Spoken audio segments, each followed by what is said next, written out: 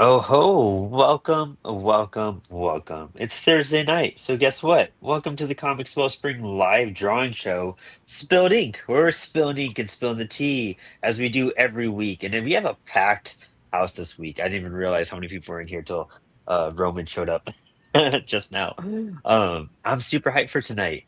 So, of course, I'm your host, Brandon Bloxdorf, and I'm going to be thumbnailing and mapping out a new page of Stoner Wars. I haven't done anything since last summer, so I'm putting together that zine. And while everyone was working on pages, I was like, I should work on a page. So now it's this going to be this weird 31 panel page that I doomed myself into doing, and I can't back out of. So we'll find out how that goes.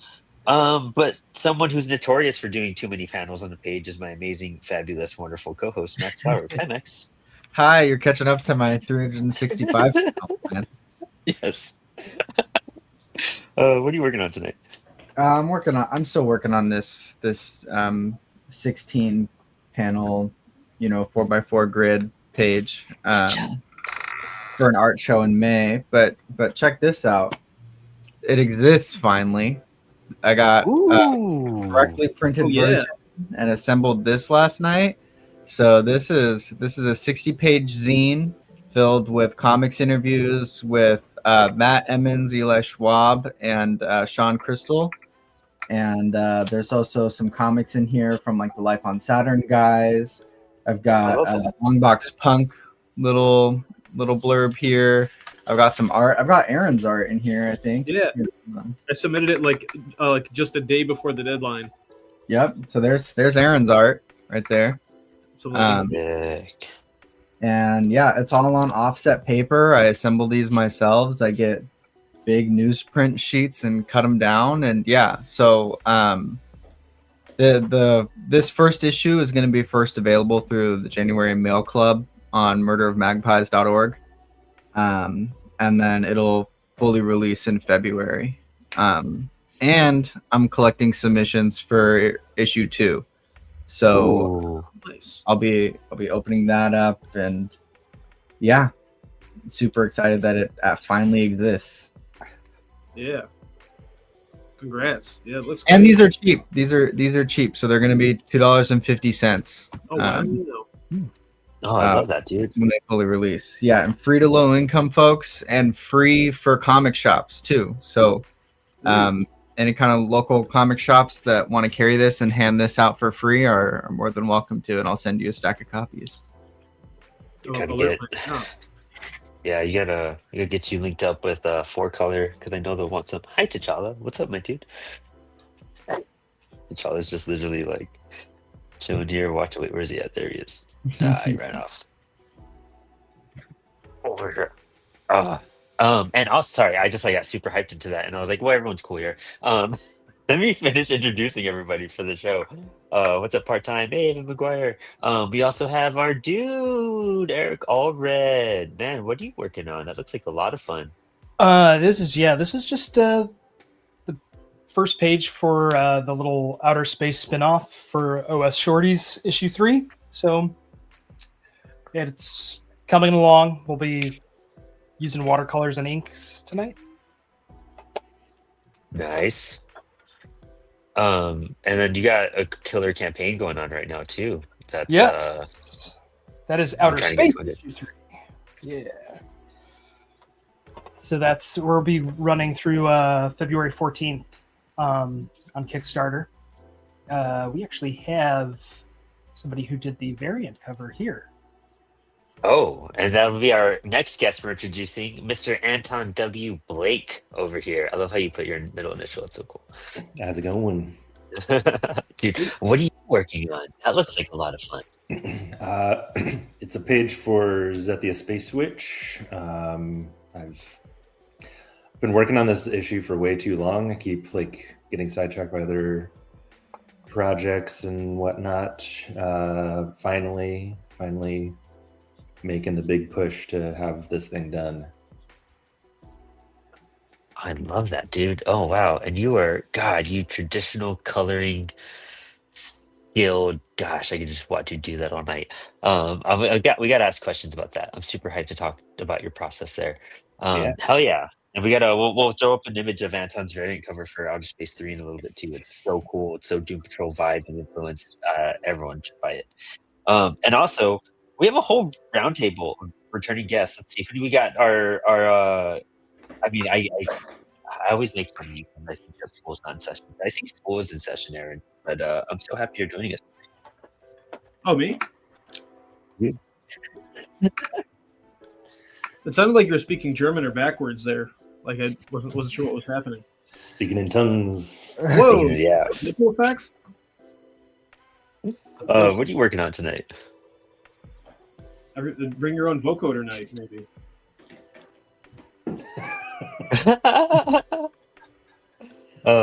What do you oh dude, this page looks great.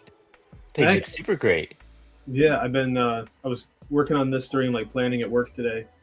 Try and get this in ink and shape. Yeah, but page 4, more lady in space, and we've got a dog on this page. Gosh, that's cool, man. We got some laser guns, yeah. Do you have Bristol board on top? How are you lightboxing that? What are the two materials you're using for your So I've got copy paper, printed from work. Thank you, New York State taxpayers. And then we have some Bristol board on top of that. Thank you, New York State taxpayers. And some tape and a light box. It's a Huion. It's not a portable one. It's one that plugs in, so it gets really bright. Nice. Yeah, and then too many brush pens. So I'm doing it. Sick. I love that, dude. Donald Prosper says hi, and Evan says loves that zap, dude. Yeah, that zap that caught my attention right away too. Thank you. I'm trying to do better sound effects.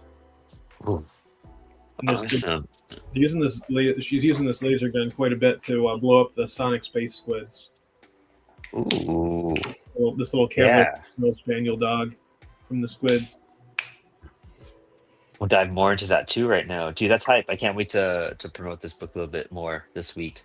Because we also have who do we got next? We got Hobbs hanging out with us. Dude, you look like you're working on some Ralph Bakshi fun stuff over here. Ooh, that looks great. Yeah, this is my I finally got back to work on my comic Fuzz Bouquet. This is an action sequence, so it's been going slow. I've been working on this page for like, I don't know, I mean on and off for a few days. So, and this is a rough page, and then after this I'll light box it and then ink it. So yeah. It's been a while since I've actually drawn. The last project I did, I was just doing colors. So yeah, I'm feeling very rusty. So tell me about that process. So you're doing it on what looks like an 11 by 17 page as roughs, and then you do tighter pencils, light box, and then you ink it afterwards. So this is smaller than 11 by 17. I would say it's more like 8 by 10 or 8 and some change by 11 or something like that. And then from there, because I always felt like when I'm drawing on like final paper, it's too permanent. So instead, I just decided to start drawing on like printer paper and then light boxing it over. So I'll light box it onto my good paper. And then after I light box it on my good paper, and then I'll make some changes as I go, add more details or whatnot. And then after that, I ink it. And then after that, I color it with, traditional markers and all that other stuff, airbrush, acrylic paint, that stuff. So we'll talk about that. Let's get our last guest in, because I have questions about process, because I have thoughts about that too that I've been thinking about with my roughs and everything. But someone that's really great at prepping his roughs, especially pre-show, that he's been posting about all day, which is epic, is our dude Roman. Hey, how you doing, man? Hey, what's up, dude? Glad to be drawing. Dude, you're working off of stuff from like the craft and whatnot too tonight, huh? Yeah. I think that was the movie you were posting about today on your stories. Yeah, I don't know if y'all can see it. I was trying to hold it up a little bit. Yeah, there you go. Let me get that bigger right there. Whoa, dude. Oh man, that's awesome. It's like What doing a else are you few working on scenes. tonight? I got a few different scenes. So That's what I'm sketching. It's from the craft. Nice, epic. So glad you got to hang with us tonight, man. We haven't had you on the show. You've been on the Yeah, show this year. happy New Year. Happy New Year. Yeah, you haven't been on yet this year. That's crazy. We've had you. We have you in the chats. That's where we hold it. Yes. Yeah, I was on a lot in the fall. Yeah. Hell yeah! Super glad that you're here with us tonight. We get to see you doing some ambidextrous stuff. Hopefully, it's always cool to watch. All right. And yeah, so check this out. So Hobbs, regarding that process, like that's super interesting because I don't know when I feel like when I do my roughs or my pencils in general, like I always have like a thumbnail side page, which is like I use my slip sheets from comic book orders, and then I do my pencils, but sometimes like when it gets too messy, it's hard for my brain to like clean it up right there on the page. I think I really do like having like a rough pencil and then doing a pencil over that to like make it clean because then I can visually see it and then it's a lot easier for my brain to process what's going on the page. Yeah, I mean that's exactly why I do it. It's just it gets so dirty and it gets I have eraser marks. I push too hard sometimes. I'm trying different things out. So then, but the problem is that it looks like there's a lot more on the page, and then when you transfer it, then it doesn't look like there's enough left on the page. Yeah. So that's the only problem with doing it this way is that there's a lot of life in all of the marks that you make as you're drawing. But then when you try to distill it to just those like final ink marks, sometimes it loses a little bit of the life that you had in there. Yeah, I could feel that too. When it comes out, it's like it's almost too clean at that point.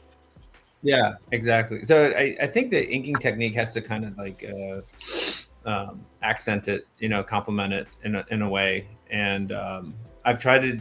That's the other thing. I tried to get looser with ink. When I first started, it was like super, super, super tight with my inks, and it looked too forced. It looked too stiff. So finding a right inking technique that complements that, I think that helps. But I don't know. Like the process. The problem is the process just takes too long. If you can get away with doing that, you're going a lot faster. I'm ending up spending at least 2 hours extra, beyond what I probably should be spending on a page. And that's like on a good page, it could be 4 extra hours on a page, which is kind of ridiculous if you're tight on time or you're getting paid for a job. So I don't know if it's the best way to do it. It's just, but it works for me. Yeah, I feel that. It's sacrificing some speed over quality and stuff like that. So I guess it's all intentions and purpose. And if you have the time for it, dude, fucking make it. Do it whatever way works best. What's your estimation? Like, do you have like deadlines for this issue trying to get out, or you're just like, well, you're just happy to get it out this year? I'll be happy to get it out this year. I don't want to make any deadlines. I feel like it's going to stress me out. Especially, I have other things. I've got another ornament thing, a Renaissance Fair thing in the spring that I'm going to try to do. So I'm trying not to put that on me. But usually, if it's like if this is the only thing I'm doing, I think I can do like one issue a year. That's about my rate, which is also super slow. I mean, it feels slow, but it's like when you're the one doing everything on that issue. I think that's understandable. Anton, what's your turnaround time on stuff? What do you try to aim for? What do you do? Ideally, if I have only one project going at a time, I can usually get an issue done in about 2 months. But that's like really hunkering down, going for it, and also like no distractions, no other things on the docket. So haven't hit that in a bit because I have had so many different things going on lately. But if I can get into that groove, then I'll get there. This is what, issue 4 of Zestada? Zethia. Zethia, my bad. Yeah. It's issue 3. Issue 3. Okay. So have these come out about once a year? I mean, you're traditional. I mean, I think you and Hobbs both do most of your work traditionally in that sense with Mhm. coloring and everything. But did you do 2 in one year? Well, I made issue 1 and 2 in one year, but issue 2 came out last year because Makes sense. kind of delay in time. But yeah. But you've also had a handful of other new stuff that you put together, and you're working on that that tabletop game too, huh? Yeah. So I'm designing a new tabletop RPG right now that's updating every month on my Patreon, as well as I'm the editor of Lion Cosmique anthology comic from Cosmic Lion. And then I think I put out 3 different mini comics last year and did a bunch of conventions all over. So it was it's been quite a time. Yeah, that's a lot because I feel like when I saw your table last, I was like, "Oh, you have like 3 things I don't own," and I saw you less than a year ago. Yeah. Do you want to fill people in on any of those new books that you put out? Yeah, so the first of which was a little bootleg by myself and Manny Gomez called Bebop and Rocksteady Mutant Mosh Pit, which was basically asking the question, what if Bebop and Rocksteady were part of the 80s New York hardcore punk scene? We're on the second printing of that. It was a very fun little romp. And then I have a Sword and Sorcery short called Pair of Knaves that I debuted at Heroes Con last year, and also a like kind of comedic fantasy book called Wizard Weekend that came out at the end of the year or fall. Yeah, fall. That's dope. I love your wizardy. What gets you so into the wizardy stuff? I feel like you have a lot of thematic things that go across your work. You found a good niche that you blend into. I just like fantasy, you know. I like wizardry. I like whimsy. I'm a big whimsy enjoyer, I guess you could say. But I think just like something I've been Needs more realizing. whims. Yeah, More whims than this. something I've found in the last few years is just like everything feels so intense in the real world, and I feel like I see a lot of people just because of the difficulties of the world losing that sort of like sense of wonder and whimsy and joy that is so important to our well-being. So if I can bring a little bit of that from my imagination into the world, then I think I'm doing something worthwhile. Yeah. Well said. Hobbs, do you feel like that's like why do you get drawn to the fantastical realms that you've been creating? I mean, I think I said feel it like you pretty and well. Anton are very, very similar in that sense. Yeah, I agree. I mean, I've always been drawn to just comedy too, humor. Like that. The other thing that I really enjoy is, besides everything that he said, I don't know, just doing like really goofy stuff, like taking things and turning them upside down. You know, poking fun at everything. Like I grew up with the like wacky packages and Garbage Pail Kids, and that's part of the fun of working in that manner. But also like just not taking things too seriously, keeping that magic in the work that I'm trying to do, and I don't know, like it's hard to put my finger on it. I mean, I also grew up with Dungeons and Dragons and stuff like that, right? So I think that just in general, like that genre really, really appeals to me. The swords and sorcery stuff was always my favorite growing up. So naturally, that's what I want to tell stories, that in that genre. But then, like, put a spin on it, and it makes it even grosser or sillier, or whatever.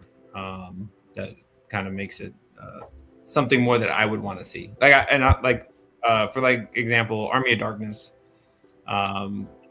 When I was growing up, I always thought that was the perfect movie because it had all of the elements that I loved. It was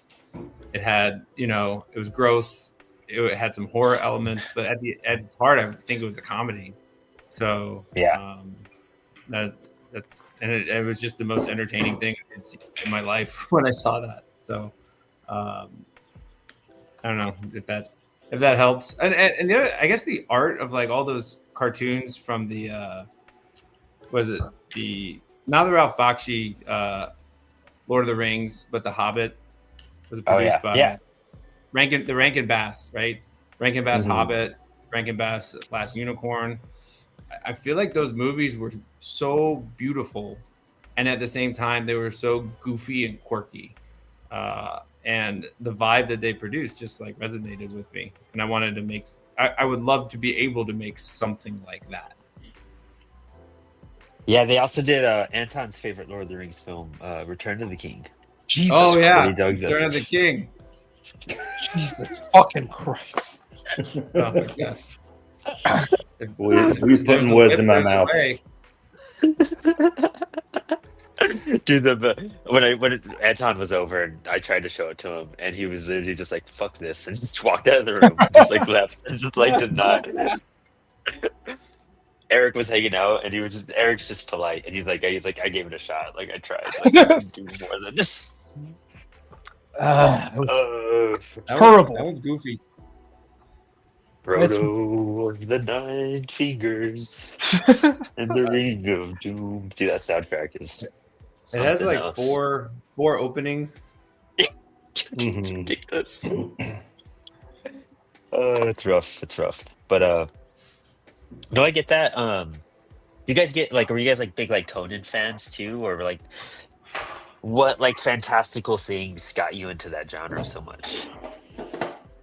Besides, I know you just told us the whole thing, Hobbs, but my mom when I was young.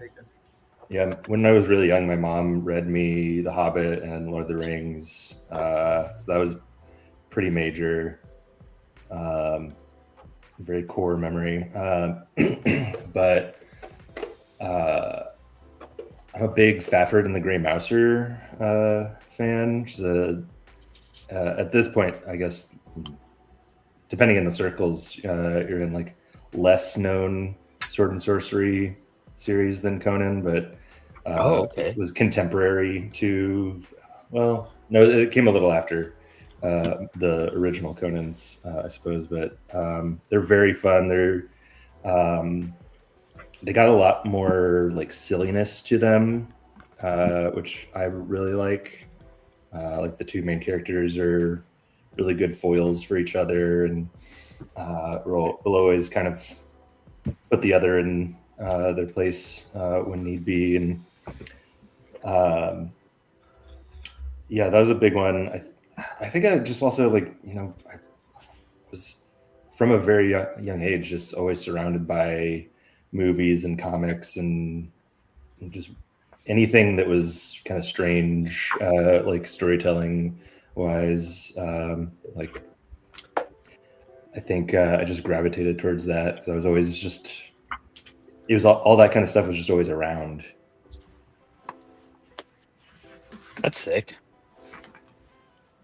I feel like I grew up with a bit more of a sci-fi take, and it took like some discovering of fantasy for me. Mm-hmm. But I've always been like attracted and like hyped for it. It was like a second tier thing on my level of interest for some reason. Yeah. I don't know why either. And that's not to like lessen it in my preferences of any sort. It was just not as exposed as much, I think, as a kid. But like Yeah. being a wizard's the coolest thing you could be. So like, it's It is pretty sick, you know. so like when you guys choose your D&D characters, what do you guys how do you guys work that? What Monk. appeals to you? Monk. That's all I play now. I just play monk. Oh, I love that. I think it's out of sheer laziness. Like back in the day, like I would have all the books and I would check the classes and like how to make this, how to make that, and I had some much more colorful characters, I think. But as an adult, I don't want to learn rules. So and Yeah. it sounds pretty horrible, but like that's the truth. It's just like I don't have enough time Is that what it is? Being an adult with no rules thing? the processing on Dungeons and Dragons is unbelievable. Like Yeah. it takes real. forever. And as a kid, you memorize all that stuff. At least I did. Like we all had like page numbers memorized. You could just flip to it. You knew exactly where to go. And the times I've played recently, it's just everybody's just reading, and we're just constantly reading. And then a combat will take 3 or 4 hours, and that's it. Game's over. Edition keeps changing. Yeah, and then they keep changing editions, and Mhm. I don't know. It's a young man's game. Yeah, I've moved away from D&D itself the last couple of years, largely because of all of that. Like it's so dense with different rules and how those rules interact with each other and everything, and I just don't care about those like little nitty gritty things anymore. Like I used to. I used to love to like find all those little weird edge cases to things and whatnot. But it's like after playing a bunch, especially getting into campaigns that go like super high level, it's just like, this is bogging everything down. I'm gonna go play some other RPGs that are at least like more light on rules, faster to pick up. So I've been playing in a game called His Majesty the Worm that does have a few kind of crunchy parts, but largely is more simple. So that's been a lot of fun. I just like coming up with weird characters, I guess, on the original question about this. Like, I always prefer to find a different way of having a character that goes against the niche or the like the memes of that kind of character class. Like the first time I ever played, I was bard. Instead of being the stereotypical horny bard, I was the insufferable music nerd bard. I love that. Love that so much. Yeah. So any weird angle I can come up with for a character is where I find a lot of the joy these days. Yeah, I think that's a big thing with D&D too, is like you just like you have to kind of try to find a way to understand enough and then just turn your brain off and just enjoy it. Like when you get so embedded into like all the details and all that type of stuff, it could really kill it for you to an extent. Mm-hmm. I think that the little short one that you brought over when you came over, I think that was like one of the coolest ones because I was like, oh, this is simple. It's quick in and out. Like you can have fun with it and enjoy it, and then that's it. You don't got to overcomplicate things. Yeah, Mothership. That's one of my favorites. That was a lot of fun. That was great. That was a lot of fun. I like how it starts off real serious and kind of scary, and I was like, how can I make this about weed?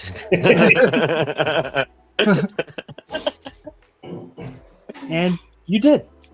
Yeah, It worked out great. you guys have succeeded on all counts, and you all survived. Yeah. That's Yeah. a feat in Mothership. It's because we were all thinking clearly. That's why. So I'm doing this like 18 panel grid right here, in this little section. How like precise are you guys with your panels? Are you guys just like, you know what? This feels right.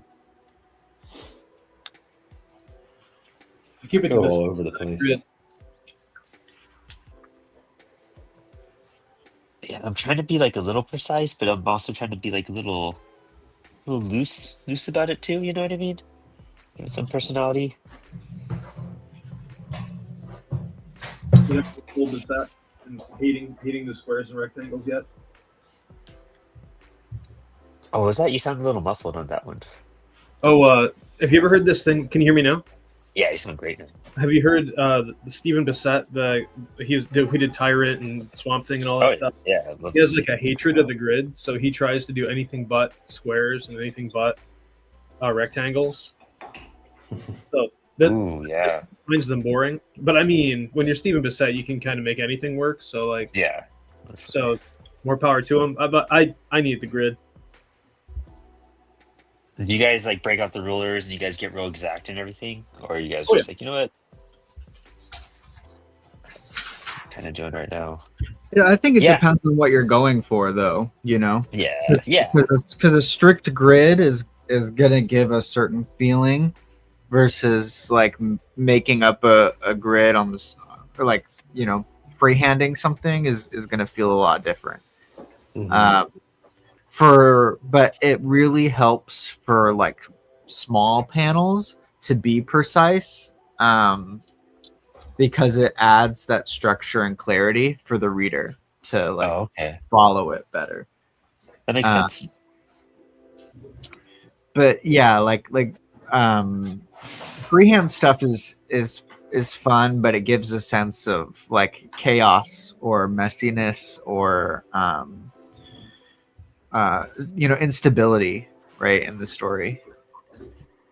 I really wish I need one of those things where it's a bunch of just like circles and squares and shit, so I could just like make Template? perfect circles for that yellow template thing. All I have is this bent red ruler and this protractor I found right now. I think for the most part you can freehand circles. You just set up a square You know, and then I was circle in that. seeing Jesse Lonergan do some panels, and I was just like, "Oh, did you just freehand all your stuff? Like, you let those squiggly lines pop up." Yeah. I think that's pretty cool. Yeah, he's Hi, been- Sebastian. Sebastian, my boy. Dude, yeah, straight up. I met Jesse Lonergan at SPX because he's pals with Tony McMillan, who I'm friends with. And then Tony was like, "Oh, this is my friend Jesse," and I was like, "Wait, what's his last name?" And he's like, "Lonergan." I'm like, "Oh, you're good. You're real good." Yeah, But- he's a good dude. He's just a dude. Jesse, Cool. Jesse's so awesome. I've been talking to him more. We started kind of connecting at New York Comic Con, and he did a print. He did a run with CWS, and I was setting up his next order with us, and we were seeing when he could come on Inspired Ink and do a little chat, or if he wants to come on the live drawing show. Yeah. So yeah, great dude, super great dude. I was just like, hey, here's a couple of my comics for you to check out. And he's like, hey, take a couple of mine. So we traded, and I was like, that's sweet. Yeah, he's one of the inspirations why I'm doing some traditional pages and inks and stuff because he does such a good job with that. Mhm. Yeah, big inspo.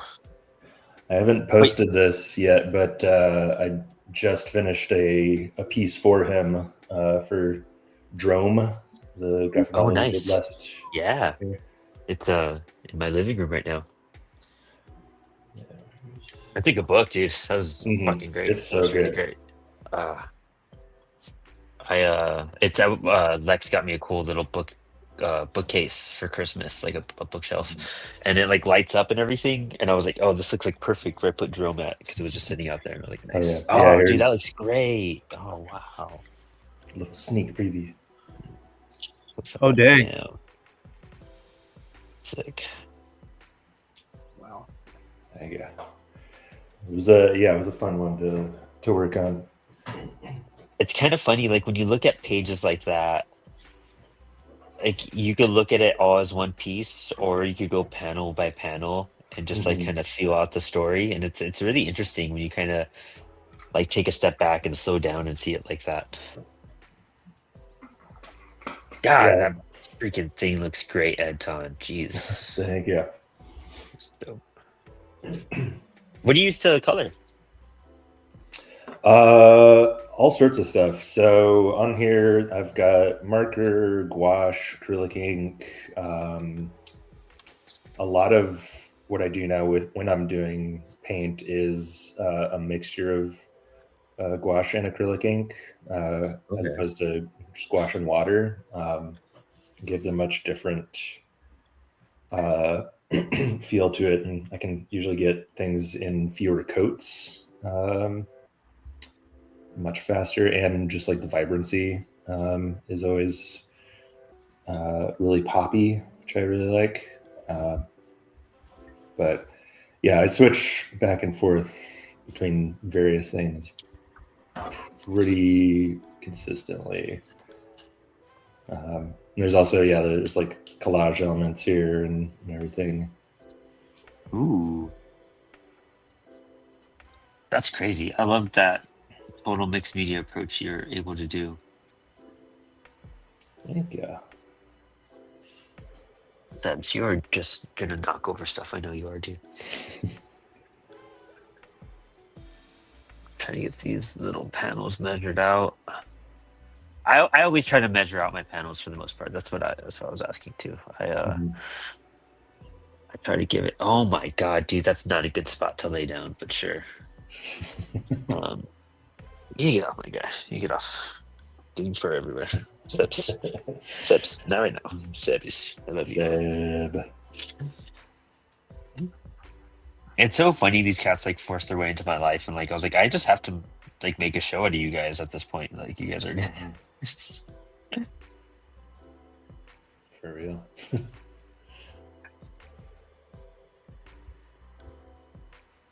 1, 2, 3, 4. Yeah, I measure out my panels, but as this page is a good example of, I do a lot of just playing around with layout and space between panels and everything, depending on exactly what's going on and what I'm trying to evoke.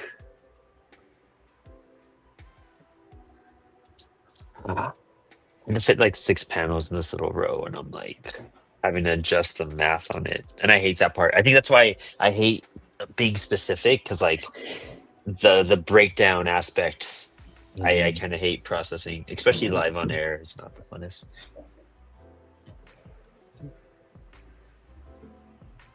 Or I could do it like this.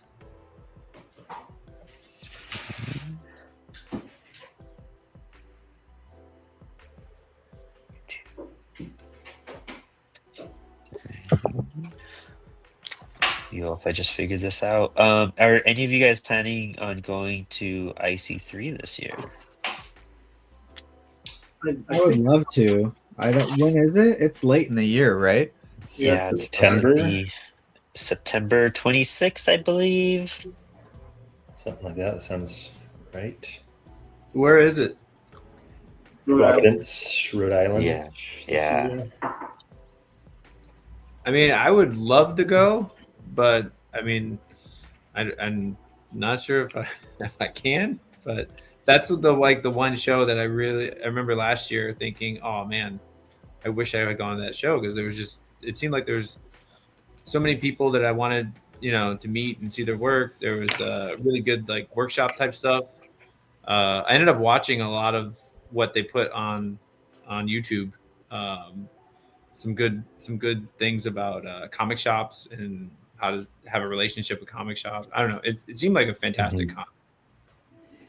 Yeah, a lot of really good. Especially for It was a for lot a of one fun. day.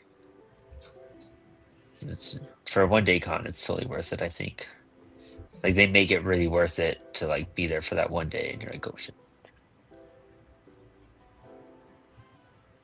The talks were great at IC3. Connor Byrne. Yeah, dude, honestly, like, and that was it's one of those things. It's like a community engagement type of show where you're like, I just kind of have to show up to like meet people, if anything, you know. Mhm. I'd say the only issue from last year that I had was that because it's such a short amount of time and there's so many people that you want to talk to, you are only going to get snippets of time with everybody if you're really trying to Oh, go for hands it. down, hands down. That was the roughest part for me, I think. Mhm. There was a lot of people who were just like, yeah, let's hang right now. And then like I just never saw them again. Yeah. There were definitely moments where I just totally walked away from my table because I saw somebody's name tag, and I was like, "Oh, it's you from the internet. I like your stuff." And then I'm just talking to them, and then just walk away with them. And luckily, I went with some friends of mine who could kind of like stay at the table, but I disappeared for 45 minutes at a time sometimes. Well, dude, Aaron, you and me like said hi in passing. I was walking by your table, and you were Yeah. someone I was just like, yeah, dude, I'll be back. And then like I never saw you again the rest of the show. Yeah, that happened to me too. We were in an elevator together, and we are like, "Oh hey, it's you. I follow you." And then that was the extent of it for that show. To be people of mystery, passing, Yeah. like ships passing in the night. Hmm.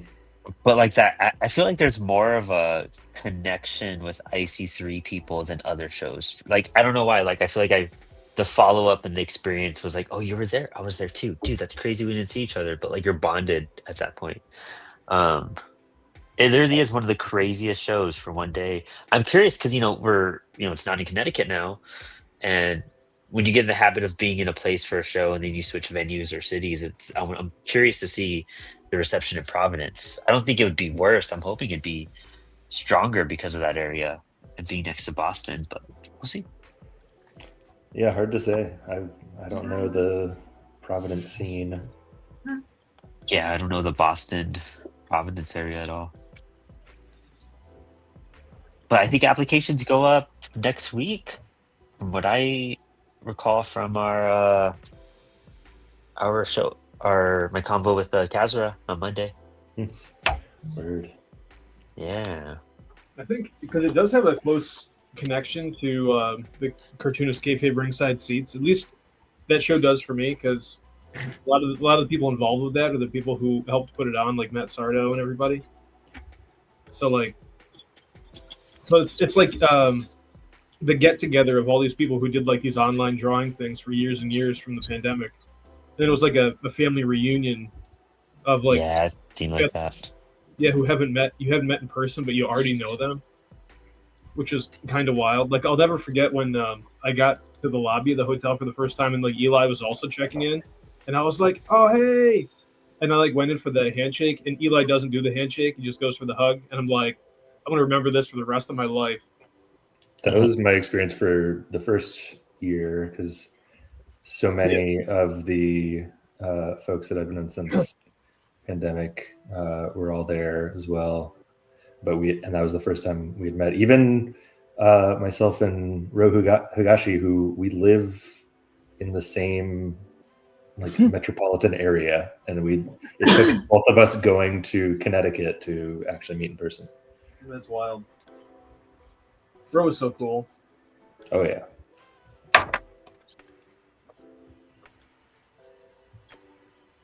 Yeah, that was the weird part, is like meeting people I've interviewed and being like, oh crap.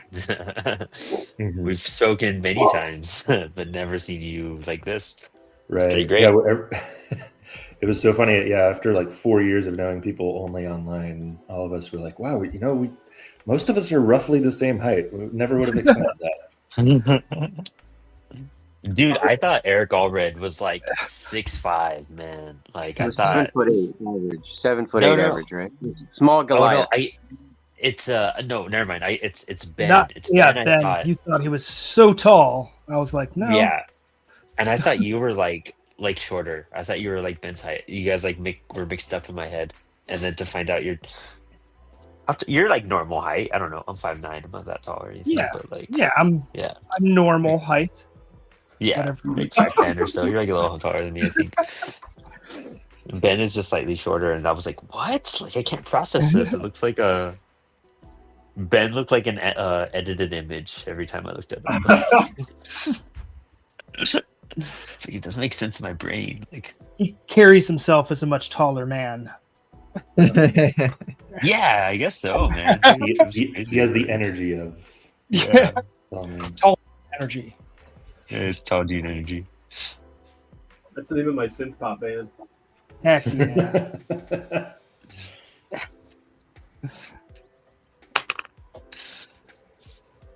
And that was the first time that we met.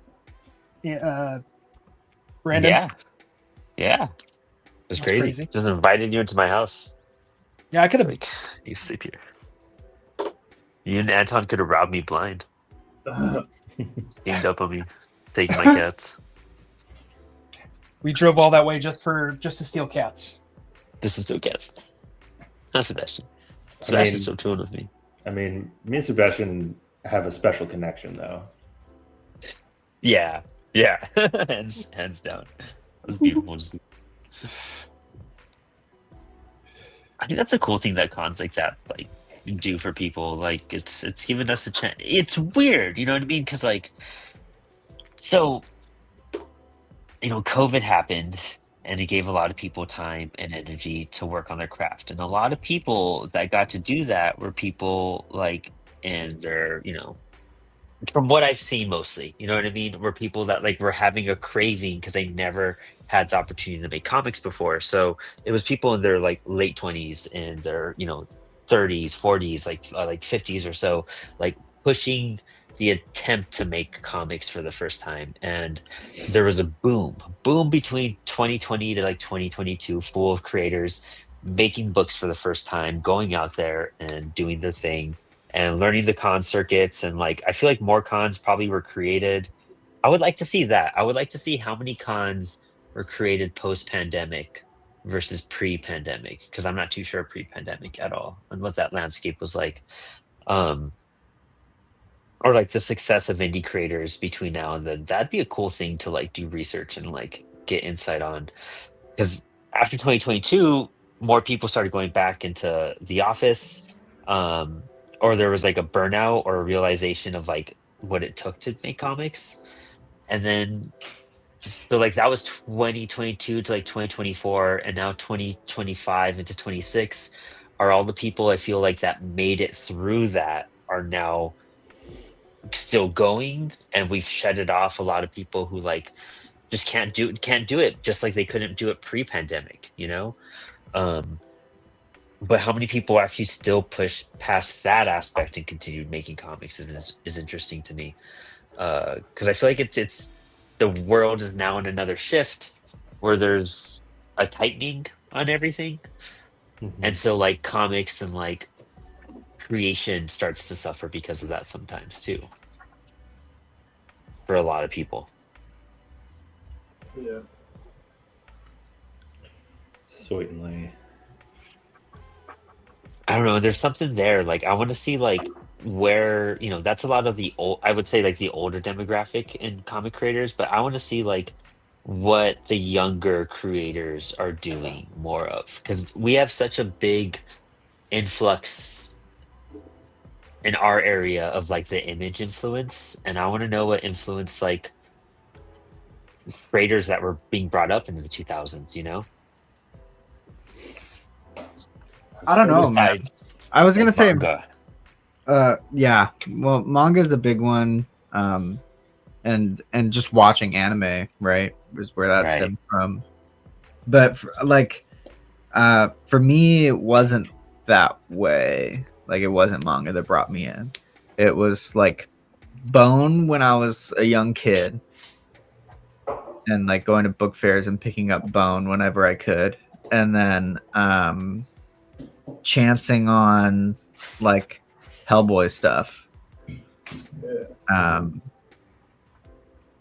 But I don't know, man. It's weird. I almost feel like the big ticket for my demographic was like animation, right? I think that's what everybody was actually chasing, was animation and cartoons and stuff, and not necessarily comics. That makes a lot of sense too. Yeah, because I mean, like, that's what everybody was going to school for when I was going to college and stuff. Everybody was going for animation.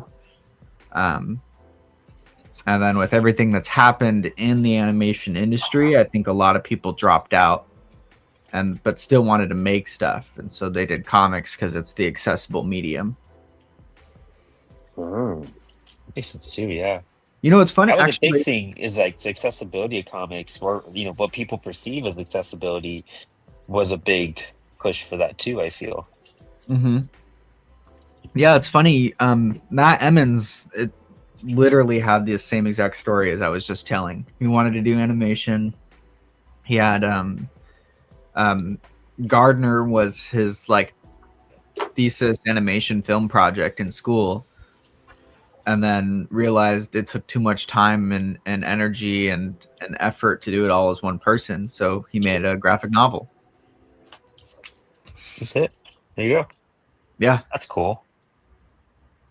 I mean, when you pull it off well, that's cool too. Because I just got off of a project with a guy that like was trying to make a movie and tried to make a comic out of it. It was the worst experience we've ever had for any of us, and it was pretty sad. It's cool when they have a passion behind it instead of just trying to be an IP farm, you know? Yeah. Mm-hmm.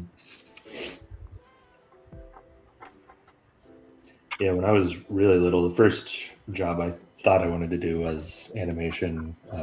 This is early 90s. It was because of Batman animated series, but I've rapidly switched to wanting to do comics because realizing how many more drawings I have to do to successfully make anything animated. And that was like right as 3D animation was coming in for the first time. So, and I was not interested in making that. Oh, that makes sense. Yeah, as much as I do, like some 3D animation, it's just like, nah, that's not for me. I want to draw on paper. Word. Well, yeah, that was another thing. I'm not like a big computer guy. Like I've never been a big, like I'm gonna learn this technology and master it and whatnot. And I'm just like, well, I'd rather just put pen to paper or figure that stuff out. You know what I mean? Like I want to work with my hands in a lot of ways. Yeah. You need that. And that's, I don't know. Yeah, I know it's not for everybody, but that's just like what's always appealed a bit more for me. And I guess that stems from being a musician in a lot of cases, I guess. Yeah, that definitely got to be part of it. Did I mess this up? Ooh.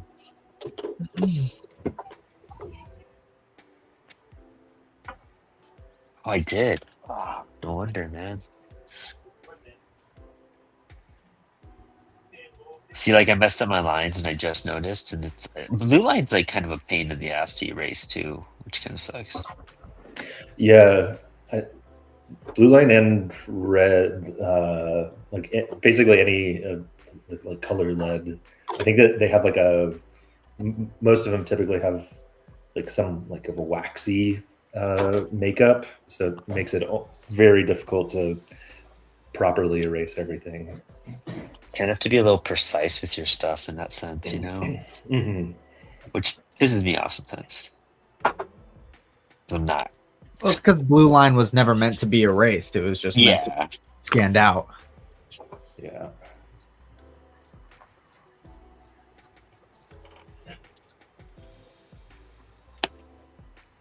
Yeah, that's like, it's like one of those things that's like, I just gotta remember I'm gonna make edits to it, but like, to making these edits weird right now. I have to shift all these panels over just a hair, Yeah, it's probably good. The first thing I started inking was the thing that was probably like penciled the weakest, like the back hind legs of this dog in a spacesuit. Like, it's got some problems, but like for some reason I started there and then I was trying to fix it. And I was like, what am I doing? There's like a whole rest of the page. I don't need to fixate on that. But I devoted like 10 minutes to it. When do you guys realize you need to stop working on a certain spot and move on? I've redrawn it enough times that I'm mad. feel that. Or if I don't know what something looks like, I'll just move on too. That's smart. Like I don't know what I'm doing down here. Like I don't know what these people are gonna look like. So I put in the speech balloons because I knew what was gonna be there, right? But I need more time to figure out what I want those people to look like. So I just started inking what I know I like to give myself time. Smart.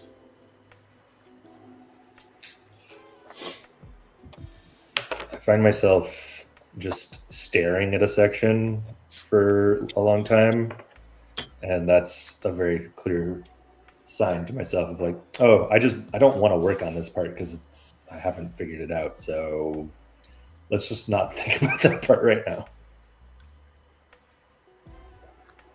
I kind of did that with this one, and it helped me a little bit too, because I was like trying to figure out this like fanned out panel spot I want to do where it looks like it's like all one image type of thing, but it's all broken up. But there's like stuff moving in it, and I was just trying to figure out like the how to make that work with panels. You know what I mean?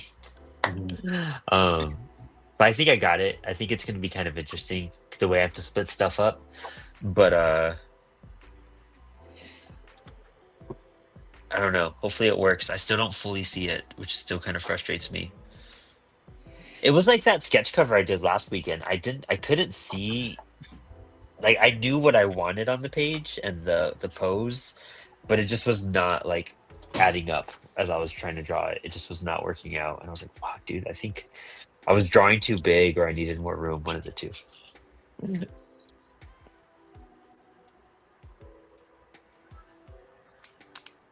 And after working for digital for like over like a month or two, I was getting a little spoiled on like how much I can edit stuff. For sure. Like I'm feeling this is digital pencils and I'm inking it, and there's just not the same ability at this scale to go in and do the super fine lines. But Right? Yeah, I feel that. But that's part of the reason why I wanted to do it, because I think it'll reproduce smaller better.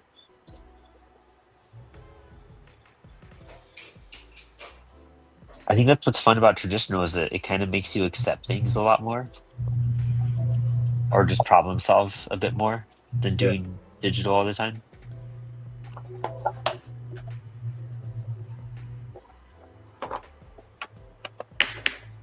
And that worked out perfect now. Nice.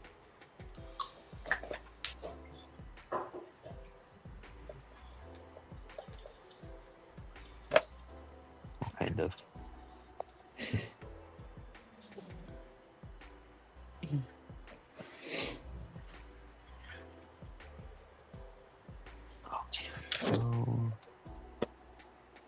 All right. Yeah, I was gonna do these small squares and then these larger circles, I guess. I need something that's slightly smaller than the circle I'm currently using, which is shitty. Oh my god, I didn't realize how much ink fell on the floor. Shit.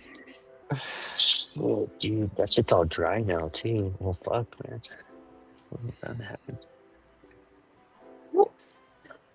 It'll come off one day, I hope. It's all India ink. Yeah. If you get the like acrylic ink pen cleaner, that should get most of it out. Also, I've used isopropyl alcohol. Oh, cool. That helps makes sense. sometimes.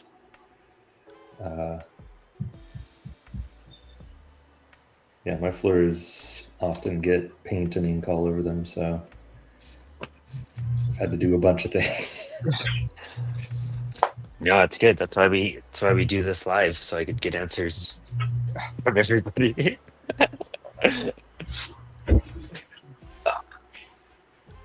The circle will work.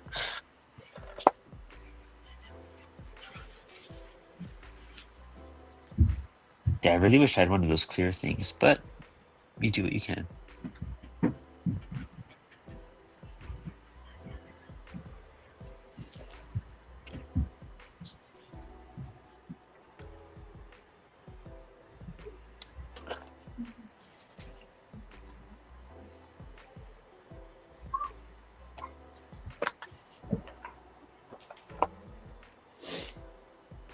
And today's one of those rough episodes where I'm just like trying to like figure out like what I'm doing, so it's hard to be like hyped and excited to like ask you guys a whole bunch of questions because I'm like, I know I'm pretty sure like for a few weeks now you've been like, damn, I hate doing pencils on air, and then you've always like, dude, I know, man. It's always.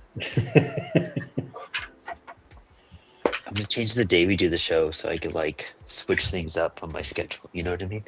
or you need to do we need to do an inking episode like we did like episode 1 where we've just got one person's pencils and we're Oh yeah, we should do that just to like switch things up a little bit. I think that'd be a Yeah. lot of fun.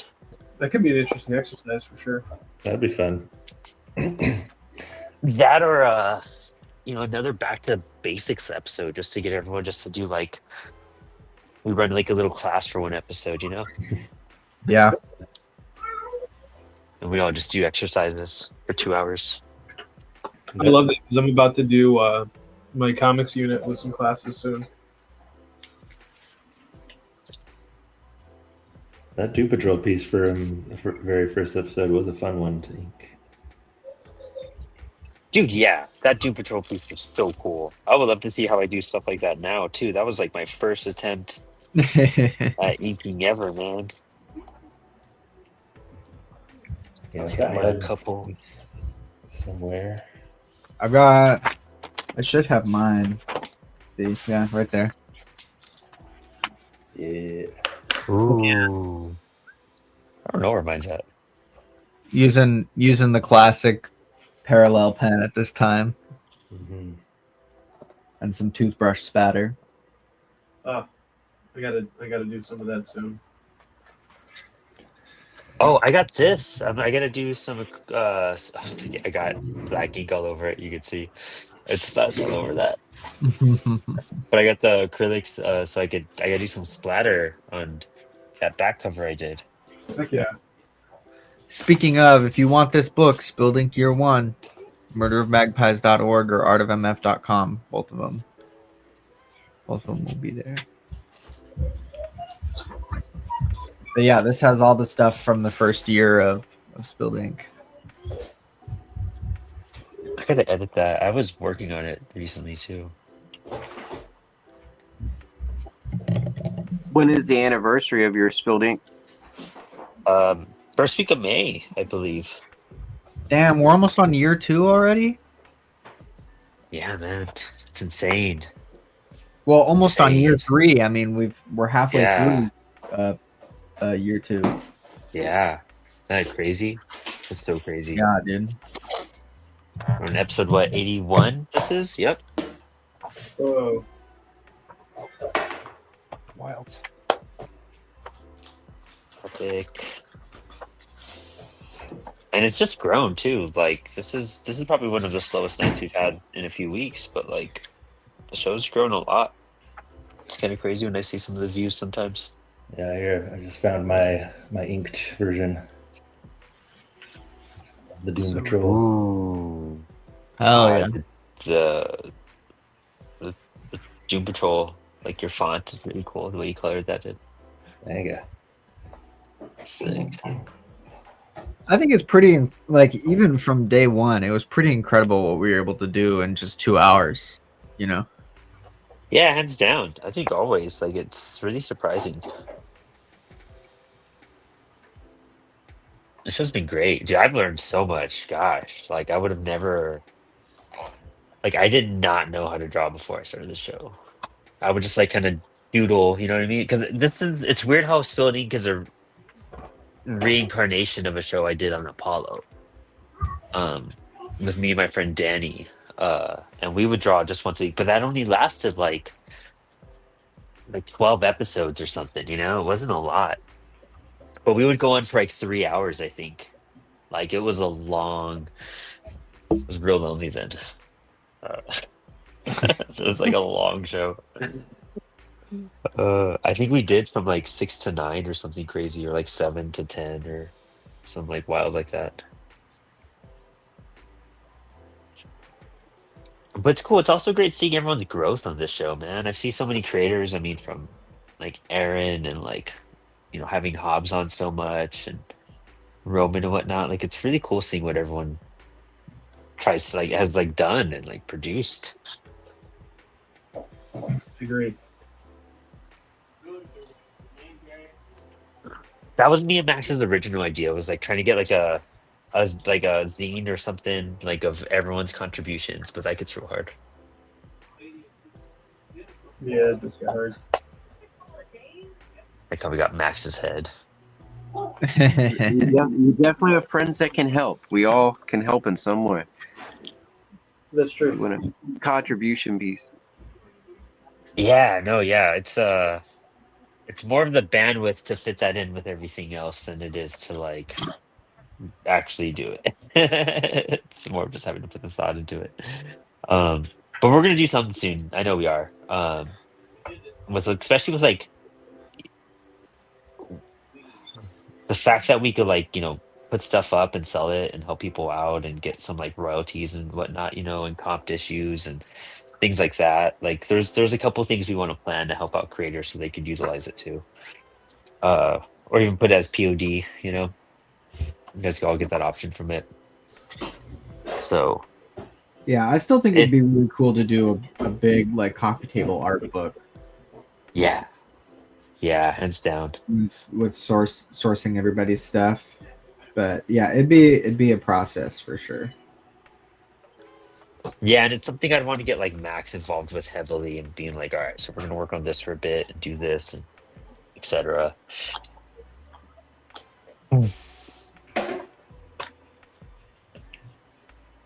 Okay, so I gotta figure out this paneling real fast. So I'm gonna have two guys. I want to put two people. One person is shooting here and one person's shooting here, but then their bullets are going to be in the panels. So clearly one's going to miss, but you're going to realize that one did get the guy and the guy will be dead here.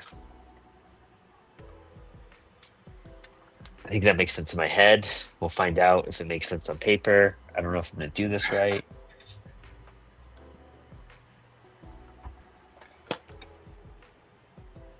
That's look at Western paneling for that. Yeah, right. You know what I mean? That's what I should have done. I sort of did that in the Family Man. I wonder here towards the end. Let's see.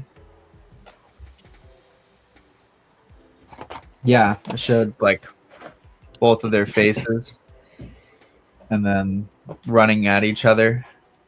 Yeah. And then you see the one bail and then the other one gets away. I see with this triangle shaped panel.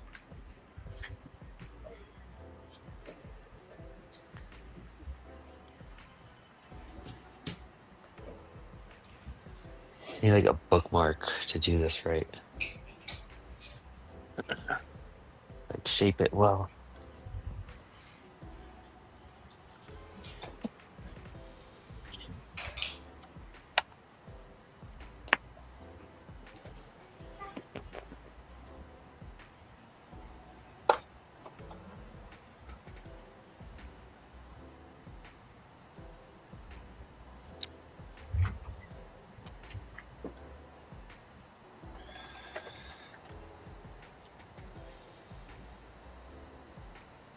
And this is why we have lo-fi. All right, there we go. Oh yeah.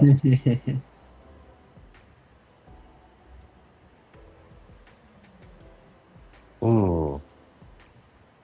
And then I'm gonna do this dude over here. Is that in there? That in there. That in that in there. How far does that go out? There's space over. There's 2.5 inches or 1.5 inches.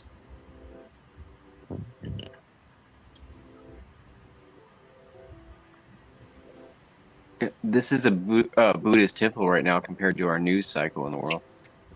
Yeah. It's also kind of nice too.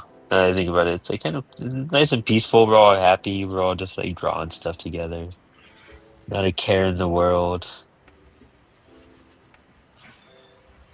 It's the mental break we on. Ah, see, I didn't want to do it that direction. I wanted to do that direction. That's fucked up, dude. I got too involved with that. God damn it. All right, That's funny because it's like so peaceful and temple, and we're all happy. Oh, shit! Yeah, I'm just... straight up, dude. All right, yeah. So I have to do this here, and then this guy goes like this. Dude, I might like light box this entire panel layout because of how messy this is getting. sometimes you just got to Brian Bolland it. How so? What you remember? He did like his deluxe edition of Killing Joke, where he like went back and like redrew panels and recolored the whole thing.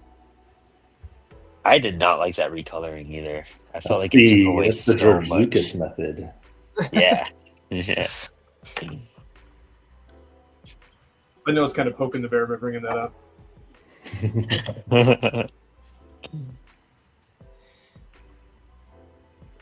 Dude, like I have a friend, Alex, the guy that runs Apollo with me. We're both like really big Star Wars fans, but we don't talk about Star Wars with each other at all whatsoever. We're just two different types of Star Wars fans, which we do not agree on a lot of stuff, and it's so funny. We've like learned that we set that border with our that boundary with our relationship, where we just don't bring up Star Wars stuff for the most part, unless we know like, oh, the other person does like this. I only have one recent opinion about Star Wars. It's about the Book of Boba Fett. Is the power speeder chase with like all the bright color speeders should have been slower. Huh. You know what I'm talking about? Listen, yeah, I think so. Gosh, I haven't seen Book of Boba Fett in a minute, but yeah, I try to forget that show. People were talking about that and like complaining about it. I think this must have been at my local comic shop, and I was trying to agitate them. So they're just talking about how the chase was so slow. And I was like, it should have been slower.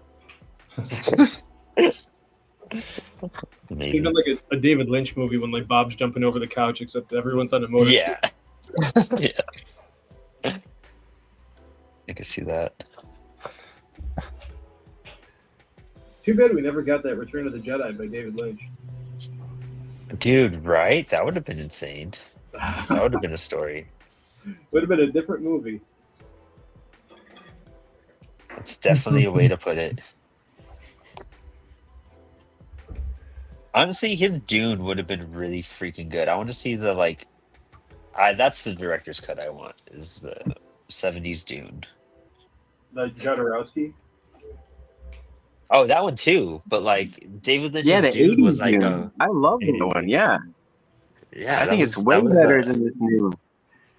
Yeah, Lynch's I don't know Dune. about Bro.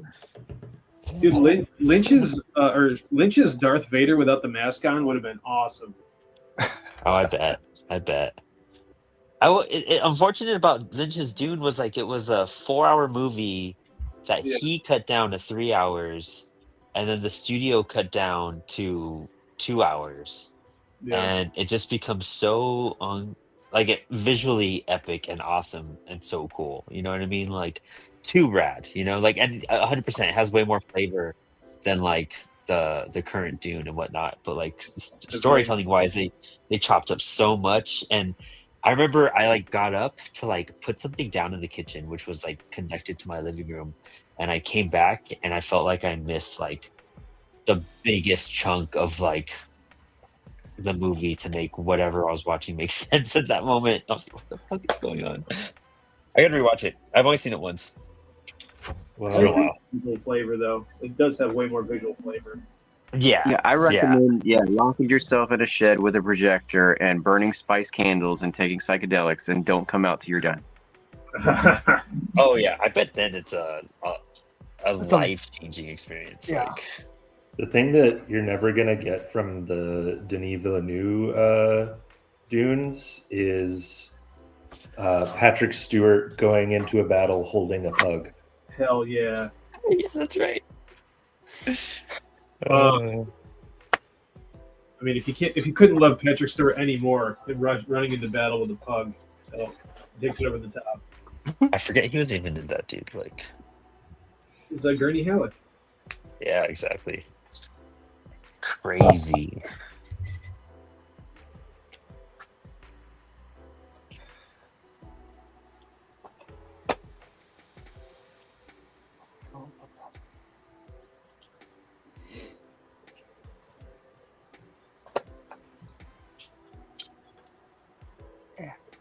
Oh, damn. Okay, I have an idea. This is gonna be cool. All right, I think I know what I'm doing on this like bottom panel. So check this out. So I don't know if you could see this light makes everything so bright, and I'm using blue line.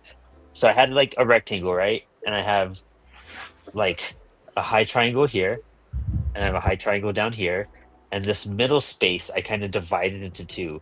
So I'm gonna have a stormtrooper like on the ground, like taking a shot, and then you're gonna see his bullet go through this second panel, and then this bottom panel right here is gonna be like our heroes that are actually shooting this way at our stormtrooper, and when you get to this top corner panel, it's gonna be the stormtrooper shot. So like he's alive here, and then he's dead over here, and the shots are happening in the middle. Yeah, go for it. See if that works. This is a fucking crazy panel layout. If I pull this off, it's gonna be sick though. It's gonna be fucking cool. I also got to do the font up top, which is I'm doing like an angled curve. So that's gonna be kind of tough. We'll find out how that works.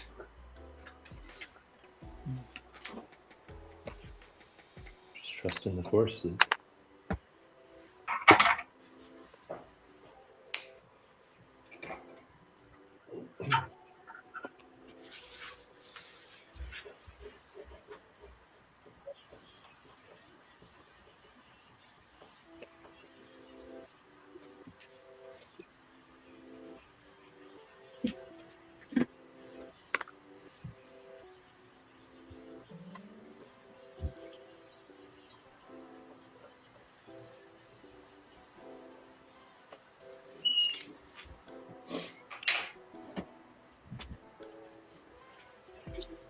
Oh.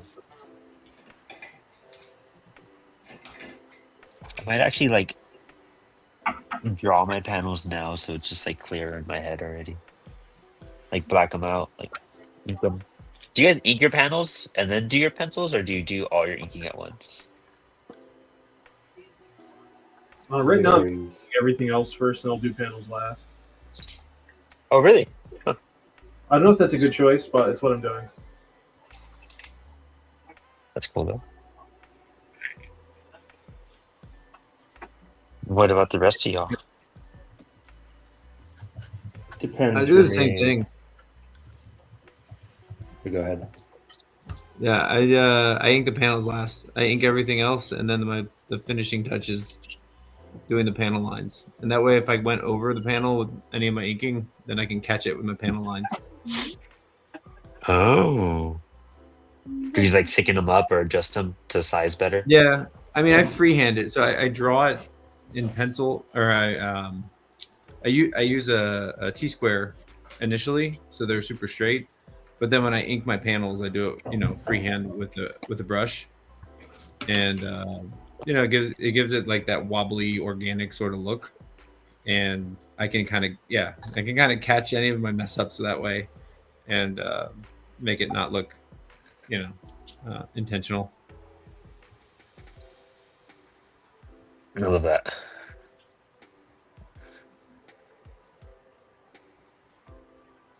If I'm doing mixed media like this, I won't ink my borders right out the gate. I mean, Zethia, I almost never do ink Oh, borders. true, huh? Most of those are just like white, full white edges, no holding line. But if I am doing more traditional, like pen and ink only, then I'll definitely do most of the panel borders inked prior Huh.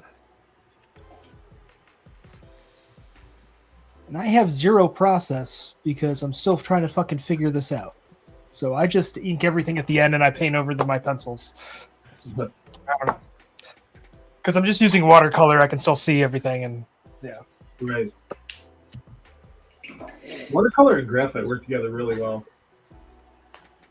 Is that just what you use with watercolor, Eric? Yeah, I mean, I did the first issue of OS Shorties because Outer Space is drawn by Jackie Venturini. Looks a lot different than this, whatever this is here. But I did the coloring for OS Shorties 1 with digitally, and I just hated that experience. That was very terrible. I don't have a stylus or anything, so I was just using a fucking mouse the entire time. Hey, don't cuss. Okay. Just using a mouse the entire time, and then ever since that I just moved into colored pencils and doing watercolors of it because it already looks kind of like playful and kiddie at that, so that's what I'm just leaning into. Well, Brian Bolland only uses his mouse. So, okay. Does he legit only use his mouse? He's been doing that since the 90s, which is insane. Just like, how? Terrible. It's a terrible experience. Yeah, he's an absolute madman for that. I went to college with this guy. He's way more talented than me. He went to work on stuff at Blizzard. But he used to say that drawing with a mouse is like drawing with a potato. Really? Yeah. I see that.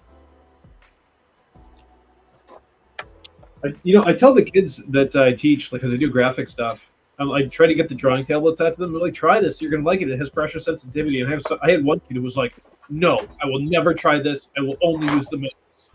And I was like, really? Okay. That's crazy. I can imagine using a mouse for that, dude. That would suck so much.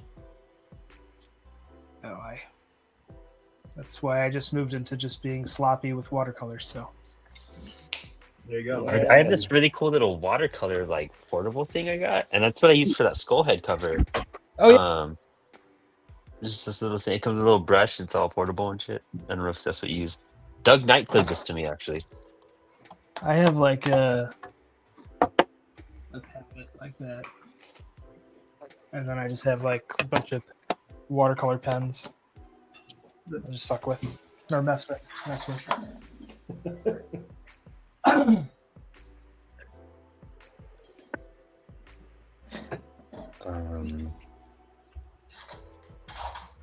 So let me divide 15 lines up into this.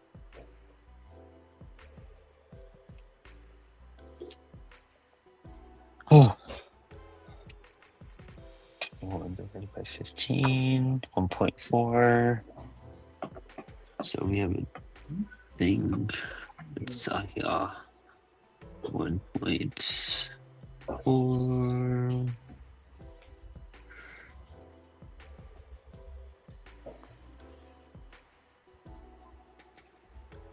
One point.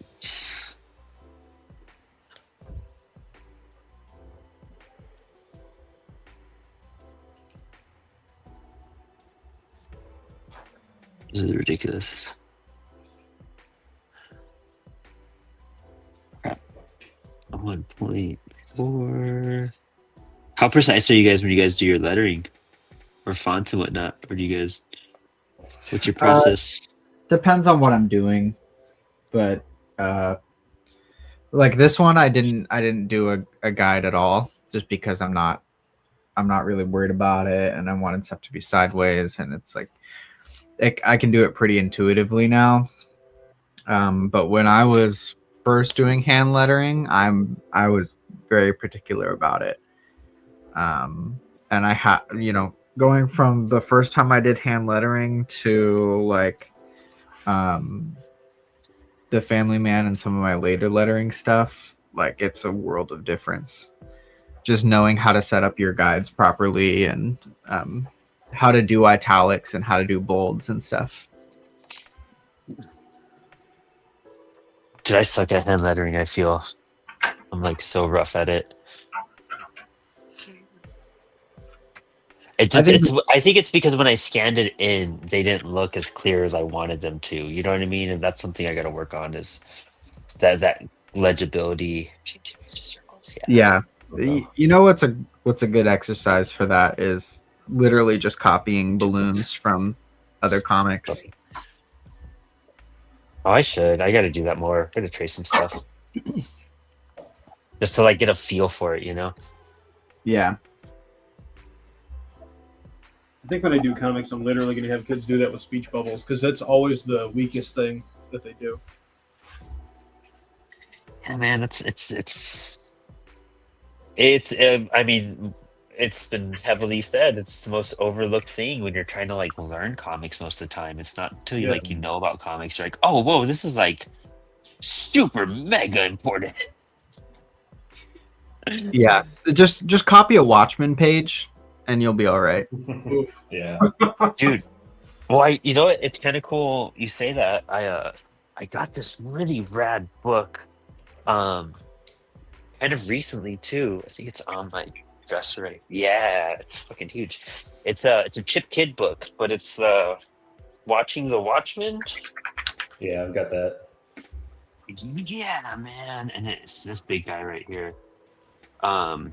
But dude, I love how you open it up and the first thing is like this giant who makes the world. You know what I mean? Like that's so cool. There's a lot to like study in this. That's really fascinating. Even the thumbnails, and I love seeing these processes, these sketches. And like I love seeing the thumbnail and then comparing it to the page. I think that's so cool. Yeah, it's a great book. Chip Kid is amazing, man. Yeah. Meeting him this year was like a highlight. Like I wish he was fucking cool to talk to it was real brief, but he was great. You're the first person I've ever heard say meeting him was a good experience. Really? Oh, yeah, wow, he was I've so heard a rad. lot of people say like they've met him and he was not great to them. Honestly, like we had a great conversation. He just like got pulled aside to some other people, and I was like, I get that. Like we're at a fucking award ceremony, and everyone's trying to talk to you. But I walked up to him, and I fucking had a quick convo, and I was like, you do some cool shit, whatnot. And I was like, I do this, and we talked for a few minutes, and cool, it was good shit. I don't know, that sucks. Happy.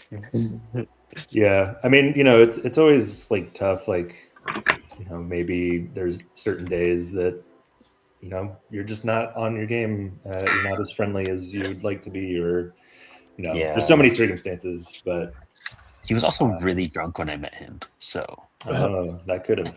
I could have wasn't. He was pretty polite to me when I met him, and I was talking. We were talking about music, and somehow New Order got brought up, and that's like one of my favorite bands of all time.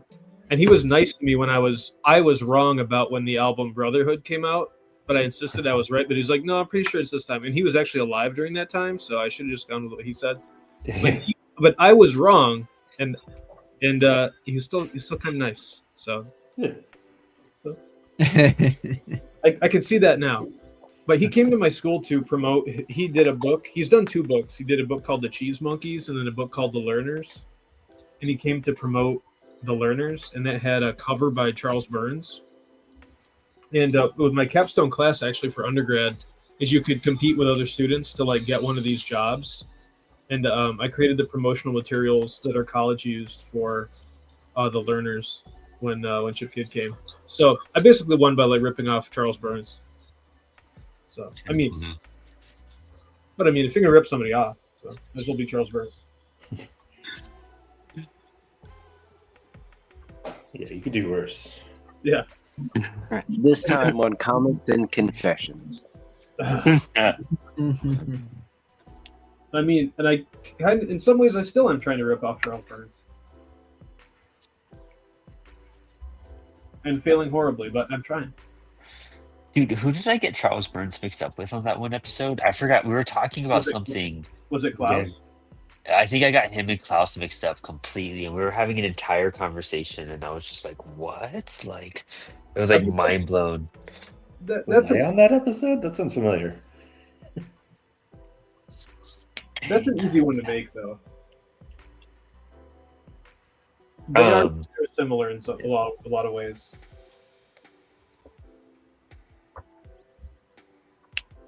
I could see that. Fuck, dude, this didn't work out right. I don't know what I messed up wrong. I guess I could mess around with my spacing on the words, though. Let me see here. Sorry, I distracted the hell out of me. Trying to be a good host. Look what also got you. Also, going through the difficulties of making comic books right now because this didn't add up right with my math that I did with this. All right, so 1, 2, 3, 4. So that means this guy could be cut a little bit shorter. I'm gonna trim him down like to right here. That's one of the interesting things about this show, I think, is that like you are trying to like this whole process has been like you learning how to make comics, do the art of it, and you're also trying to host. It's like you put on like extra weights on your ankles to get stronger, faster, type of thing.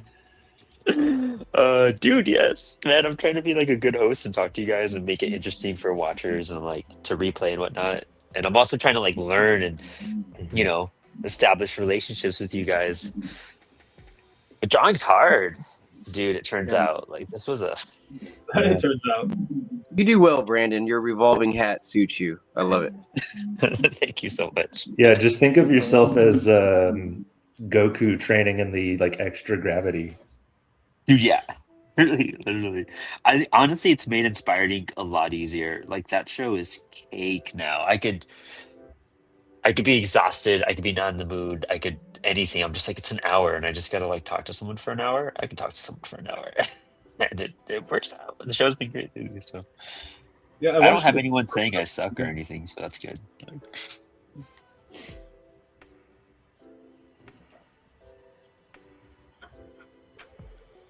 So like, it's funny because back in the day when, we first got joined up with CWS and everything, and Alex and I were trying to be like, how can we like get clips made fast because of like, it was a lot of workload to try to do everything we were trying to do at that point.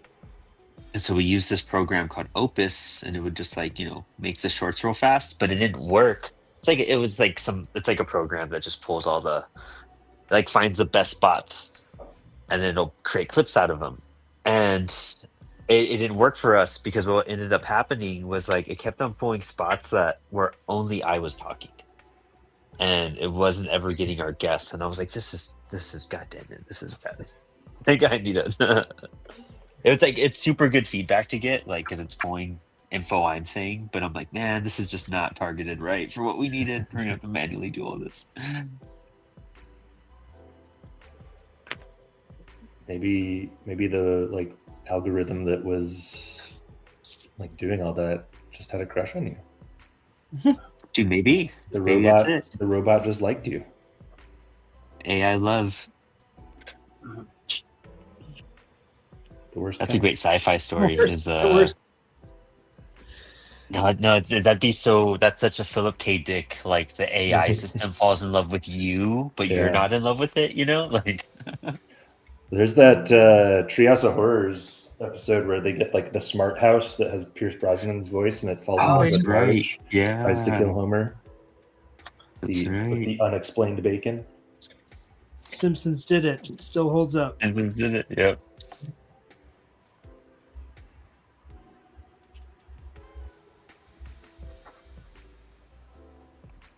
more fodder for your Love and Lasers stuff. Dude, straight up, I'm gonna make it's gonna be a future issue. I drew this like cat droid for like the cover, like for the little like corner of it, and I gotta figure out a story with the cat droid.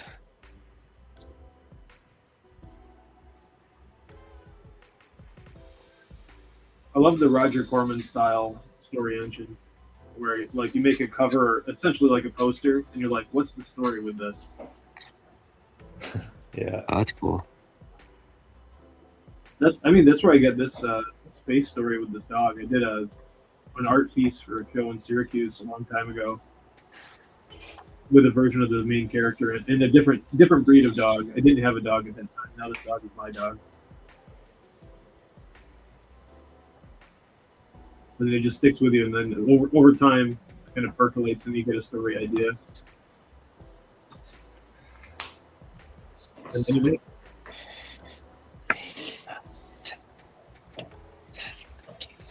Fucking did it. That's right. Oh man, I'm hyped. Did the spacing. Now I just gotta draw diagonal lines that look right.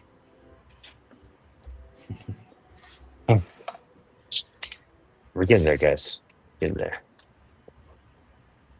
This is one of the craziest panel pages I've ever done, too. Like, I feel like it's a bit more complex than that spaceship one I did, where it was like traveling through the gutters.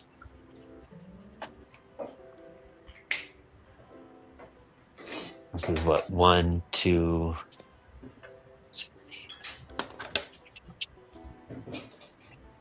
1, 2, 2, 3, 4. So far it's 25, but it might be like 28 panels.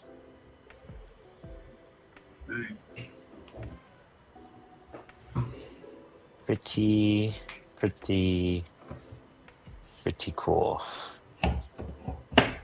It's because all these are one-page stories too, you know what I mean? So I tried to like have room to tell something fun on a one-pager. Yeah. That's smart to do one-pagers.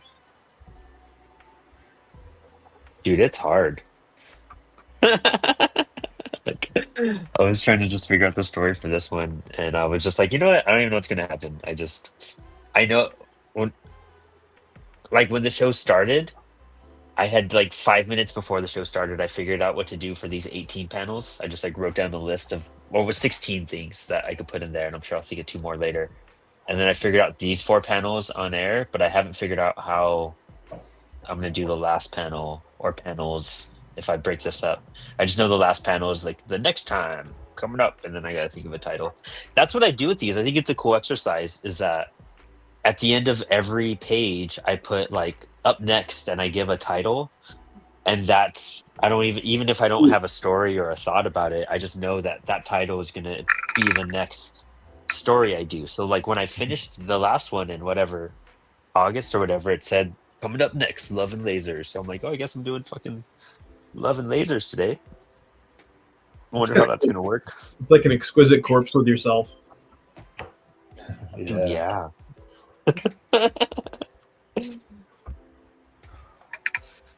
Just making my life harder every day, you know. Or more rewarding. Or more rewarding. There you go. That's the right way to look at it. ¿Por qué no los dos? I'm the silver lining guy. Why can't it be both? You know?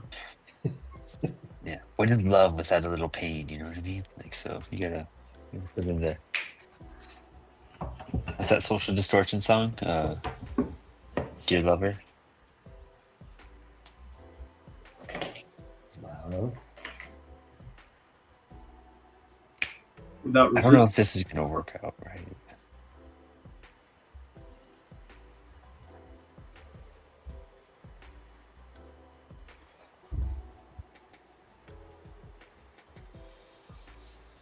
Hmm.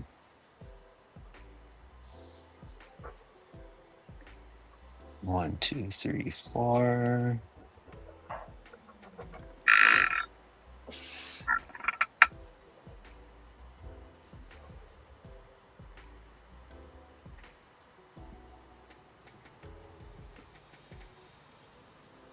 Hey, Eric, you want to talk about that old Kickstarter. Oh yes. We have about just over 20 days left on the old Kickstarter. That's for issue 3 of Outer Space. We're chugging along there. We have a bunch of cool rewards up. There's still some of Anton's variant cover available. We also have a shirt print, a catch-up bundle, so you can get issues 1 through 3. Here's that cover. Ooh, let's see that real fast. Dude, that's cool. The squad is smoked. Man, great angles on those pyramids. That must have been a lot of fun. It was fun. It was also very tricky. Getting good tetrahedrons from very many angles and keeping them all interesting. It gets I bet, yeah. surprisingly tricky. Yeah, that's so sick. Right. The glow of that lighter too, just in that, especially in that your process video, like that's super cool. It feels very early Vertigo, which I like a lot. Well, it is specifically a homage to the Simon Bisley Doom Patrol covers. Oh, heck yeah. Yeah. William Ibanez says, our boy William, hey. So it looks amazing. Is that tabloid size? Yes.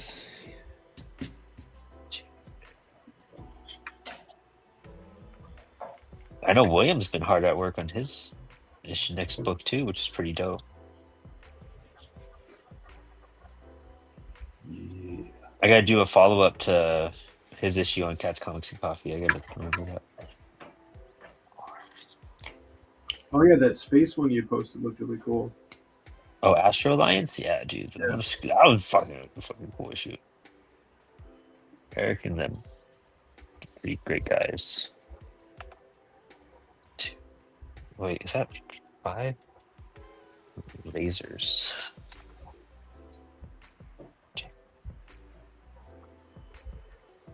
Oh shit, dude, no wonder.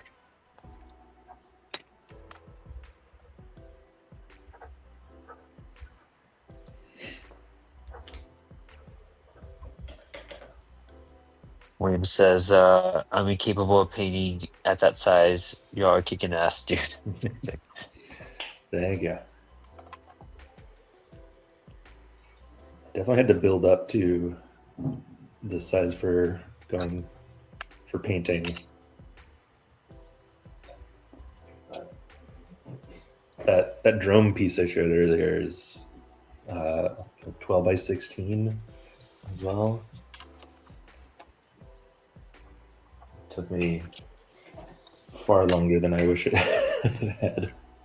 Dude, that one's sick though. Like, that is too cool.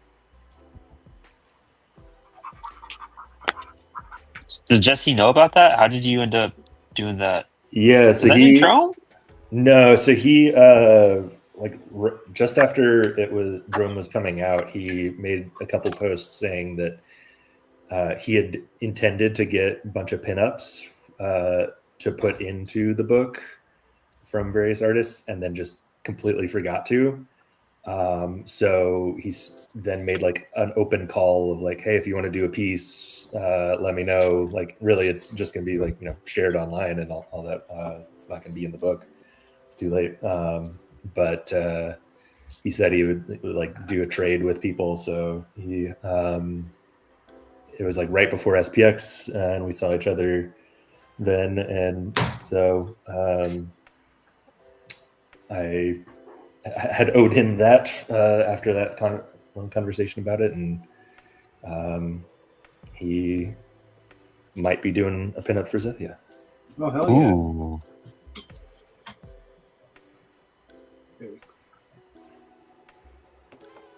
He's a great guy. Mm-hmm. That's always something I forget about, is that sometimes people do art trades. Yeah, I'm such a big proponent of that. Like, I love doing a little tradey for piece. One of my absolute favorite things about doing like the indie comic stuff and like doing shows and stuff is getting people to draw my characters. Like I have a whole wall of I wonder if I can see it. I turn it. Yeah, a whole wall of just an artwork from that I've gotten from people over the years of Wesley. Yeah.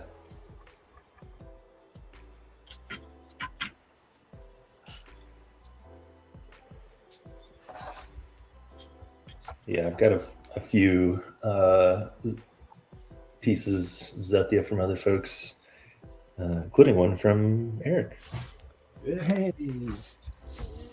That was in my color pencil era. So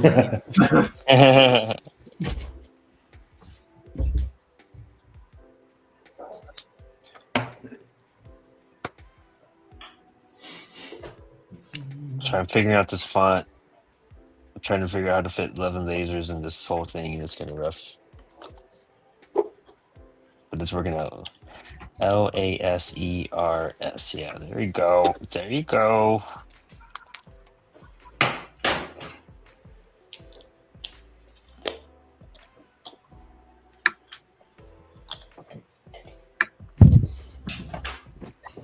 Yo, that's gonna look cool. So I put like, I wish you guys could see it better because my lighting is just so rough because my blue line.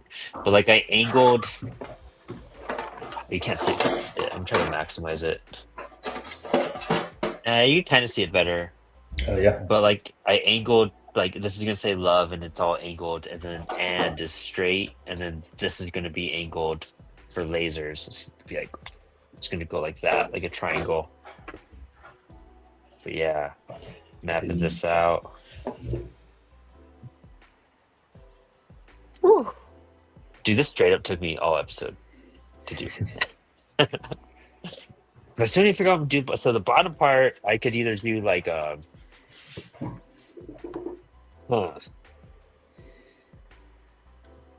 is like a hallway scene up here. There's a bunch of random images on that 18 panel part. And then I have like the gunshot, that is a kill shot. So I guess it should be the. Oh, I should just do a stormtrooper helmet.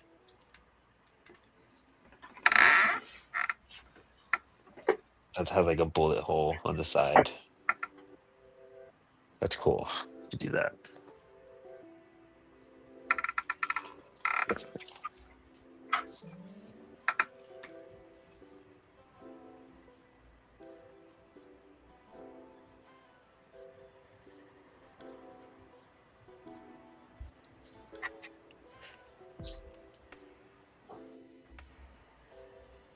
Hell yeah. I'm gonna put like a joint that was put out or something.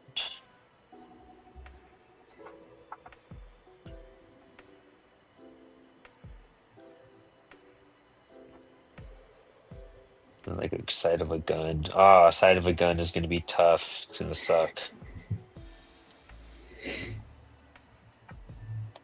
And then up next. I'm not gonna name my next one right now though. Wow! This is my thumbnail. See if that makes sense to anybody. See if I can blow that up. That fucking blue line, dude. But that's how I figured out that. Do your thumbnails in pen, man. You're not erasing anyways. I fucking didn't have a pen near. I was like waiting for Lex to get off of work, and I just didn't have a pen with me, so I just had that. I was like, well, I typically do. Most of my thumbnails are in pen because it's just like it's clearer. You can kind of get messy, and the scribbles make more sense. And like you kind of want to not be able to erase your thumbnails and just let it flow. I feel. Yeah.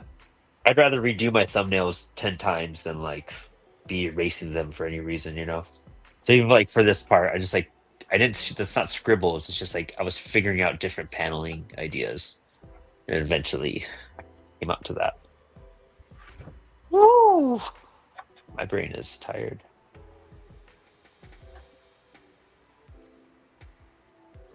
I wonder if I'm gonna do something right here. No, I'm not done. Damn it! I just realized what I'm missing.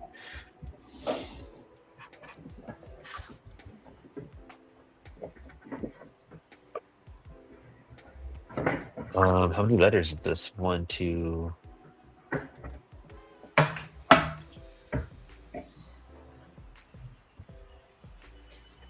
And now I don't remember if I call it Stoned Wars or Stoner Wars. I'm kind of like gaslighting myself right now.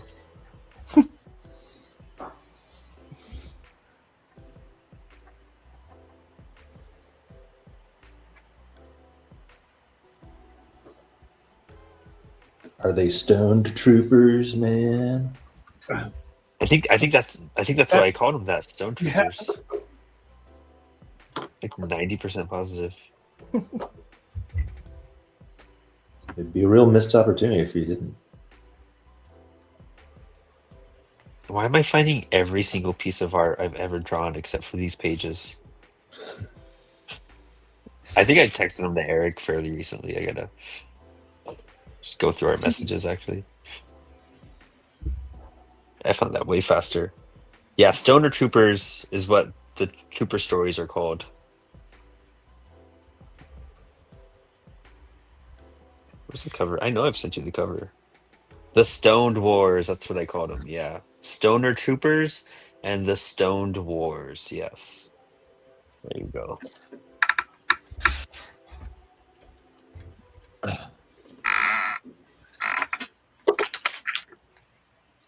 Let's do some math here. All right, as we wrap up this episode, gosh, I'm barely going to get this done in time. All right, if I can measure this out. So, 1, 2, 3, that's 2, and 1, 2, 3, 4, 5, 6, 7, 8, 9, 10, 11. How am I doing this? Let's do between this and this. 11 divided by 16 and a half. All right, let's do that. Divided by 11. 1.5. Oh, hell yeah, I could do that. I could make this work. 1.5.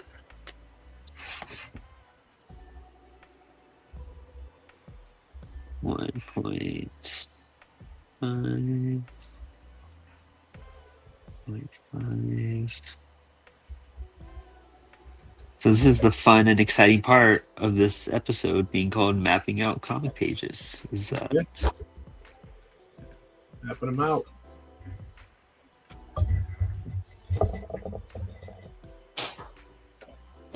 But this was a great combo. We got to talk about fantasy stuff, some animation, some of the best Lord of the Rings content ever made. Yeah. I feel like Anton would literally stab me in public for saying that one day. Nah, I'll just drop some D4s on your floor. Nerd caltrops. I have to admit, I honestly love that movie. Don't hate me, but I think it's. Nah, everyone can like what they like. Except that movie. It's so funny, dude. It's just like a weird take on Lord of the Rings, and like the way it's just everyone at that table when it starts and Frodo's missing his finger already, and just all of it. It doesn't make sense. It's just it's a trip. It's a literal trip. Like we couldn't even watch it all at once. We were just like, we got to fast forward through this and we'll just watch it at 3 times speed or something. I think the hour and a half it took us like 35 minutes to watch it all. And I think Anton maybe gave it like 3 minutes. And No, Eric, it was more than that, but it was not very long. I think Eric gave it like 20 then, and you gave it maybe 5 to 10. You're not. You were not. I think we saw the intro and you're just like, this is fucked up. And I showed you the song and you're like, I'm out. Yeah. But I mean, to be fair too, like it was like we had been traveling all day, and dude, That yeah, was then a I'm like, check out very this. Yeah. Oh, that's true. I didn't consider that. I didn't even think about that at all. Yeah, and then I'm just like, guys, check this out. It's like the worst movie ever. We could have watched Fort Fairlane. That's what we should have watched. The Adventures of Fort Fairlane. What is the But movie that's called? what. What was it? Oh, The Adventures of Fort Fairlane. Did you ever see that one, Hobbs? No, I've never heard of it. What? All of you, go and watch The Adventures of Fort Fairlane after this episode. You'll thank me. It's Who's about the a rock and roll star? detective. Who's the star of Fort Fairlane? Who's the lead? It is the only thing I'd ever watched Andrew Dice Clay in. So.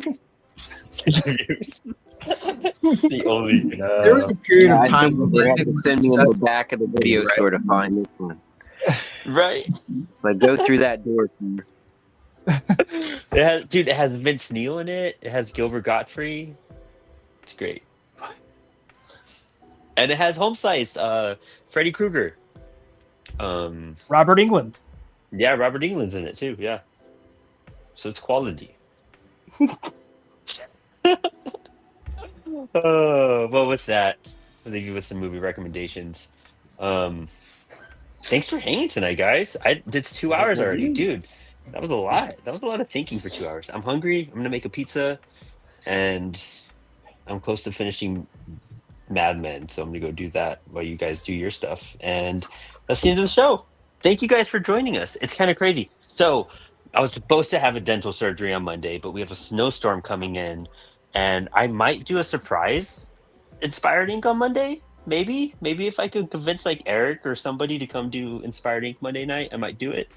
Is that you asking me right now? Maybe. I don't know. I feel Should we do it? Maybe.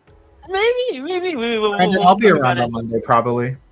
Maybe we'll just do a surprise like conversation episode of Inspired Ink, just a improv, because I get that surgery Tuesday now, so we don't have the print shop next week that I know of.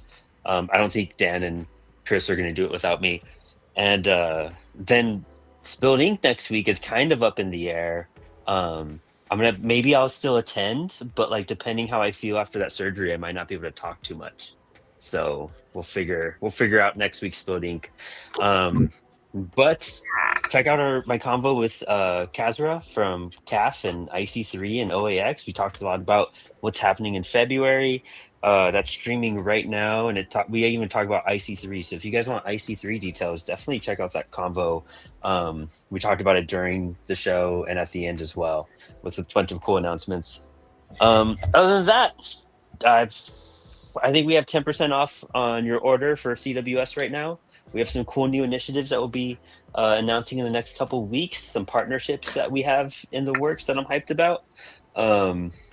And that's all I got for you guys. Max, what'd you do? Give us a shout out.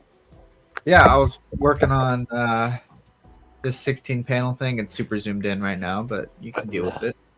And I got almost done with it, a little over halfway, and I have gag exists now. So if you want the first available copies of this, you can sign up for the mail club on murderofmagpies.org, and then it'll release in February. And if you want to submit something, hit me up. There's a submission link. I'm going to be compiling issue 2 pretty soon, but it's a DIY fanzine with comic creator interviews, art, comics, all sorts of really cool stuff. And these are super cheap and free to local comic shops. So and I still have Building Your Onezines available too. And if I can dig it out, the screen printed Building Tober zines as well. These are screen printed by hand on heavyweight drawing paper and stitch bound. So you can get all that at artofmf.com or murderofmagpies.org. And yeah. Wow, I love that, man. Hell yeah. Sick. Thank you, Max. Mr. Allred. Oh, yes. I did some coloring in for OS Shorties number 3, but you can check out the Kickstarter for Outer Space issue number 3, which is up until Valentine's Day. So great time to spend with a bunch of ragtag team of stoners and losers. Oh, sick! That's dope. I don't know if you told me that before. Yeah. Oh. Sorry. That's really cool. It's a good idea. Improve. And check out Outer Space 3 on Kickstarter, please. Let's get that book funded, everyone. Go support. There's a link in the episode description as well. I switched the camera around. Oh, there we go. We got Aaron Z. Eric, I love you. Aaron Z. Lee is. What do you work on tonight? Pens and Pedals. So this is that page looks 4 of a space story. Here we have this Cavalier King Charles Spaniel dog in space being attacked by these space squids, and our heroine here is using her laser gun. So we got a little bit of the sound effects going on. We'll keep working on it, and of course she rescues. That's great. God, that's cool, dude. That's so clean. Good job, man. What were you using for some of these? Those were some real fine lines. I actually used like just the standard Pentel brush, like pocket. Oh, that's one of my favorites. Yeah, for a lot of this. My go-to. Yeah, like I like the bigger ones, but I needed something finer. For do you replace yours every so while? I've had the same one since I started, and I still use it. Well, this was my thing at the beginning. Like here's just one little container of brush pens. I have an addiction. Anytime I go to a store and they have them, I have to get one at least. Just I don't know why. I just like them. But you have some really good control over it. It's real nice. I use it to fill in stuff, so mostly, or for thicker lines. I use a nib for thin lines, like what you're doing for some of that. It's pretty sick. I wish I was more of a nib man, but I'm a brush man. I just use a nib and a brush. That's it. I'm shitty though. I didn't clean my nib the last time I used it. Jade's gonna kill me. He yells at me every time. I think you can reclaim them a little bit. But yeah. Yeah, I'm looking how this is looking. This is going to be a 16-page story eventually, and I'm actually since Anton is here, this is the thing I'm working on to potentially submit to Cosmic Lion. So hell yeah, Lion Cosmic. Working on it. So if you want to get some early approvals in. Speaking of Anton, let's bounce over to damn, that's good, Anton. There you go. Yeah, this is a page for Zethia Space Switch issue 3. You can get the first 2 issues over at cosmiclion.com or cosmiclionproductions.com. I've also got some other comics over on my website, including Bebop and Rocksteady, Mutant Mosh Pit, Pair of Knaves, and Wizard Weekend, which I don't have on me right this moment. Got a Patreon. I'm doing a new TTRPG that's updated every month. So if you want to see the whole process of creating that, you can get in on there for just $3 a month. And then also last thing, just go support the Outer Space 3 Kickstarter. Get my variant cover. Yeah. I wonder. I'm trying to find. Oh wait, I do. I'm gonna promote you, Anton. There you go. Yeah, go pick up Wizard Weekend. Oh, I'm not showing it on the camera. Damn it. There we go. Go support Wizard Weekend. It's a beautiful book. Yeah, love that. Good job, Anton. Love that stuff. Let's see, Roman. What'd you work on tonight? Dude, that's great.